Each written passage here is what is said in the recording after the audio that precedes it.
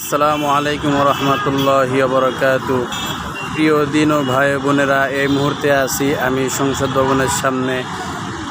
সংসদ একদম খালি খালি মনে হচ্ছে, কেমন যেন ইতিমের মতো মনে হচ্ছে যে সংসদে কেউ নেই, সংসদে জাতির আব্বার সন্তানেরা নেই।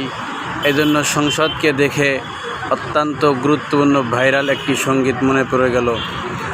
ওই দেখা যায় সংসদ ভবন, এমপি মন্ত্রী নাই, পালিয়ে গেছে কৌয়া কাদের, খবর যে তার নাই।